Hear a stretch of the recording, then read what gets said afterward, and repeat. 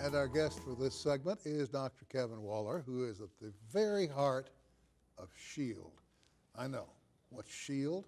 Dr. Woller, welcome, and explain what S.H.I.E.L.D. is. Okay. S.H.I.E.L.D. is the Society for Higher Education, Interdisciplinary Learning and Discovery.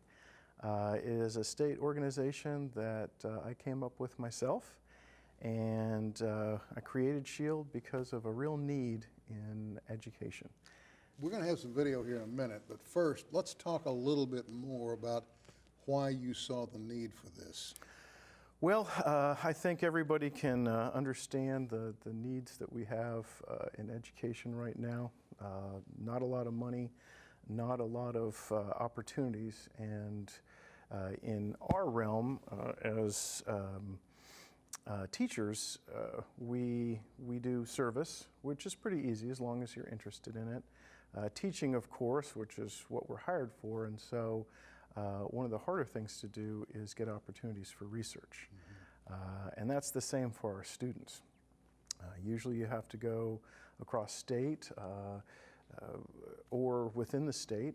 Costs a lot of money. You stay in a hotel, you've got travel costs, you've got the food costs, and so very expensive to do scholarly activity of any kind for students and for professors. So the S.H.I.E.L.D. idea was to make it affordable. For this year, we had memberships for the organization and for the conference at $20 for professionals and $10 for students. And that is less than 1/3 of the cost that you see in other state organizations, which ranged, the research that I did, put them at $65 for the cheapest one, $500 for the most expensive one for that combination of membership and conference fees.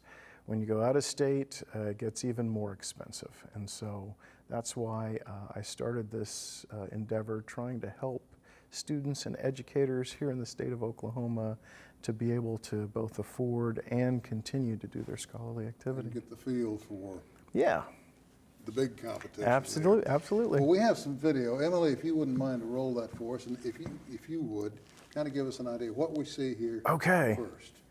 All right. Well, what you see here is what we call a normal research presentation. And so these presentations, 30 minutes, they get the opportunity to talk about their research, what they did, what they accomplished within different kinds of research realms. Now this probably was one of the most exciting parts of the conference. This is a poster presentation segment. And as you saw there, what happens is you've got these huge posters, 3 feet by 5 feet, and people print out their research, what they've done, what they've accomplished, what they'd like to talk about, and then you get to have people walk around during the conference and just ask questions. You know, it's one-on-one, it's very informative, it's very interesting, it's a lot different from that first research presentation where you just are talking like a lecture.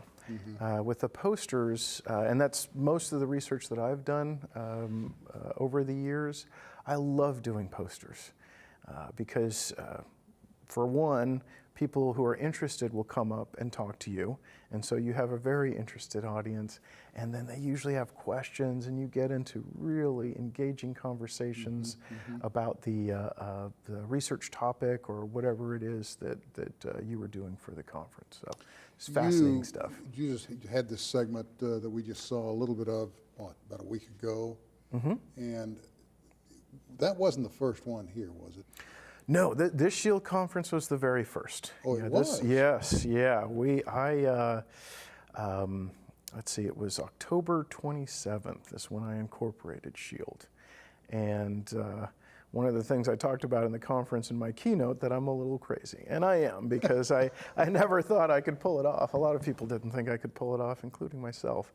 But that was important to me to do this, to have it happen.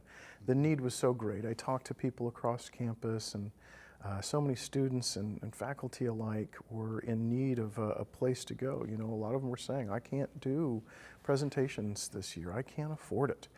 I can't go X, Y, and Z wherever and try to present. And students in particular, they just don't have the money to travel. Of course not. And so having it right here in our backyard made it really affordable for RSU. But it wasn't just RSU at the conference. Now, that was one of the greatest, I think, success stories that we had. If I remember correctly, I believe we had 6 different institutions represented during this conference.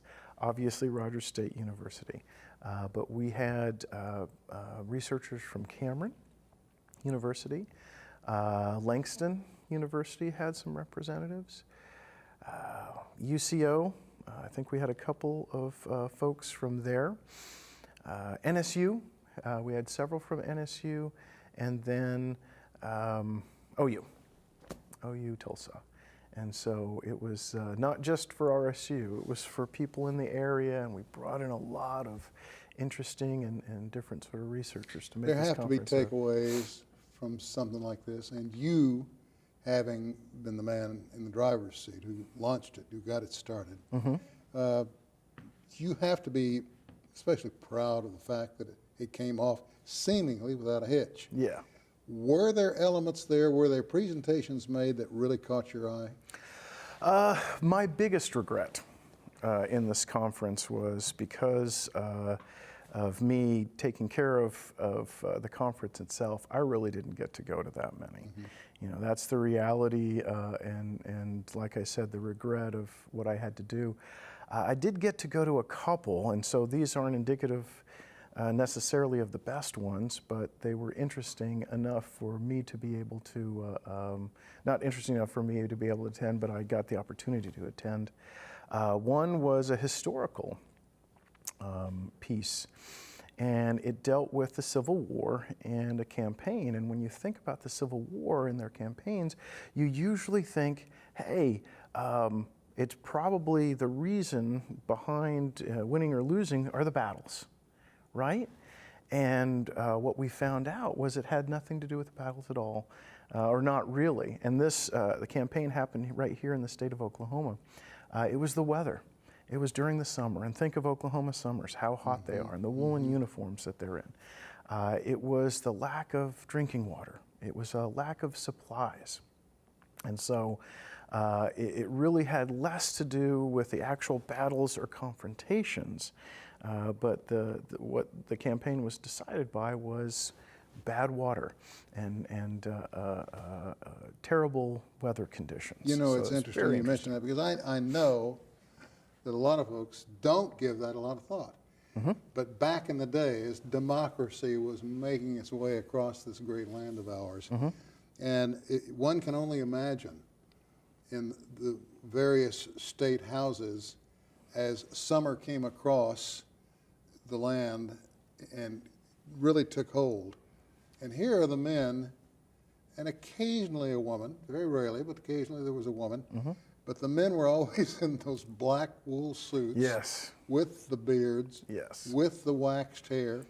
With the hats. And the heat, no real ventilation in those big rooms. And I mean, they're trying to get their work done, trying to support the Democratic movement. They had a battle to fight right where they were. Exactly. Yeah, I think the conditions, at least that's what this particular presentation was telling us. It was the conditions, not the battles themselves, but what they had to battle with. Let's talk about next year. What are you going to change? Oh my gosh. Well,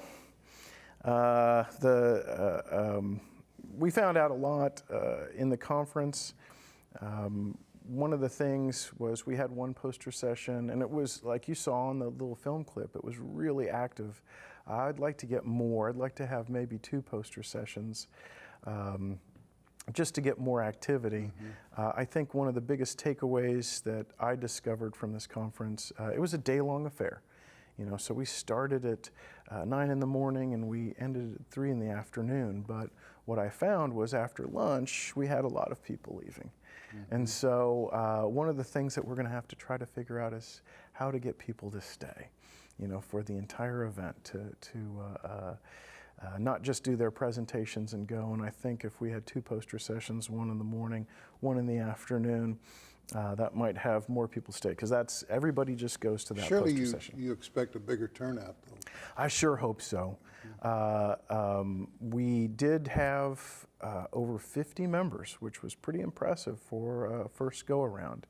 We had 41 different presentations. We had 19 student members, so I was very happy with all of those numbers.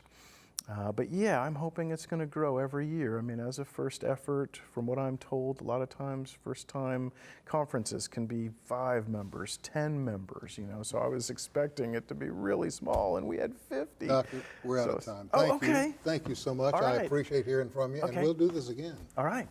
Thank you for joining us, and we'll see you next time.